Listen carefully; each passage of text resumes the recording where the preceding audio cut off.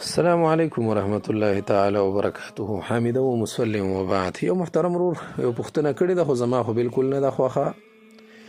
دی وایي چې د الله تعالی په کلام او کتاب کې څه فرق دی. بیا وایي موږ وایو جمع صيغه یې استعمال کړي چې قرآن د الله کلام دی او نور کتابونه د الله کتابونه دي. نو جناب عالی که تاسو دا د موږ صيغه د ځان دپاره تعظیما استعمال کړي وي، خو بیا صحیح ده. او که ستا دا مطلب چې نه تاسو هم را سره پکې شریک یې، نو دې خبره کې تاسو سره موږ بالکل شریک نه یو او بلکې د سره مخالف یو، ځکه چې ستا خبره صراحتا د قرآن مجید سره مخالفه ده، د فقهاو د عبارتونو سره مخالفه ده. قرآن مجید کې چې د الله عظیم کلام دی او د الله لوی کتاب دی، په هغې کې قرآن مجید ته کتاب هم ویلی شوي او تورات ته پکې کلام الله هم ویلی شوی دی، کلام الله. نو ته څنګه بیا وایې چې دا قرآن صرف کلام دی او دا نور کتابونه دي؟ قرآن مجید ته پکې مختلف ځایانو کې کتاب الله ویلی شوی. په 23مه سپاره ده که نه، انشاءالله 22مه سپاره ده سورة فاطر او 22مه سپاره ده. الله تبارک وتعالی فرمایي بسم الله الرحمن الرحیم ان الذين يتلون كتاب الله وانفقوا مما رزقناهم سرا وعلانية يرجون تجارة لن تبور. نو ان الذين يتلون كتاب الله یا زرازا په 3مه سپاره کې الله تبارک وتعالی فرمایي بسم الله الرحمن الرحیم الف لام میم الله لا اله الا هو الحي القيوم نزل عليك الكتاب بالحق مصدقا لما بين يديه. نو دا ګوره قرآن مجید ته کتاب هم ویلی دی، قرآن مجید کې ورته ویلی شوی، او تورات ته باقاعده طور سره په قرآن مجید کې کلام ویلی شوی. قرآن مجید کې باقاعده طور سره راځي که نه، د یهودو په باره کې الله تبارک وتعالی فرمایي افتطمعون ان يؤمنوا لكم وقد كان فريق منهم يسمعون كلام الله. تا سره چې کوم یو تفسیري چې کوم یو وي یا چې کوم مولانا صاحب در سره نږدې وي، هغه ته به هلته ورشي، هلته به پوښتنه ترېنه وکړي چې دلته د یسمعون کلام الله نه مراد څه شی دی؟ تورات دی نه مراد دی؟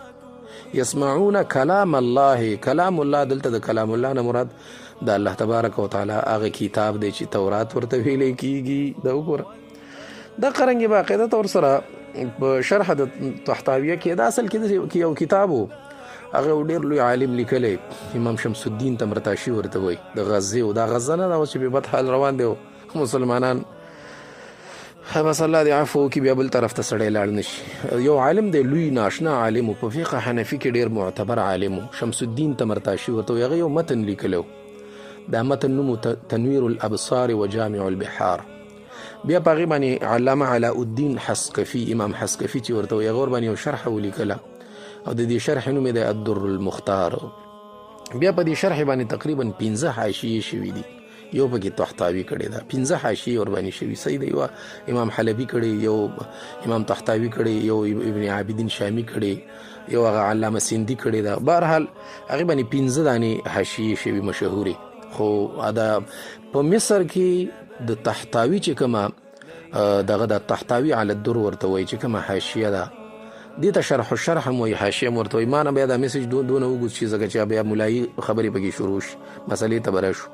نو په حاشیه د تحتاوي کې باقاعده طور سره امام تحتاوي وایي والحق ان التوراة والانجیل والزبور والقرآن من كلام الله حقیقتا.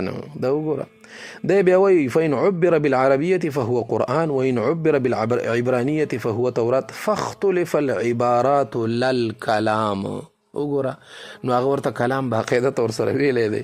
نو چې هغوی ورته کلام ویلی دی، ته څنګه بیا وایي چې یاره دا نور چې کوم دغه دي کتابونه دي دا دغه نه دي؟ ته به داسې چل وکړي چې قاضي ثناء الله پانیپتي صاحب نه دی، هغه ډېر مشهور یو تفسیر لیکلی، نو هغه ته دا ځای ورپسې راواړوه چې دغه دی دا څه ورته وایي فتطمعون ان یؤمنوا لکم وقد کان فریق منهم یسمعون کلام الله. هغلته یې لیکلي صراحت، ډېر عبارتونه پکې را نقل کړي، ویلي دي چې د قرآن سره چې نور څومره کتابونه آسماني راغلي دي هغه ټولو ته کلام الله ویلی شي. نو دا خبره مولانا صاحب یا ملګري یا دوسته چې هر څوک یې زموږ ته قابل احترام یې، ما وړاندې مې یو ملګري ته دا ویلي چې خیر دی داسې دقیقه یو سړی چې کله یو پوښتنه کوي نو په کار دی هغه د استفهام په شکل کې وکړي چې آیا دا خبره به داسې وي، دا چې بالکل پکې یقین سره خبره کوي دا ښه خبره نه وي.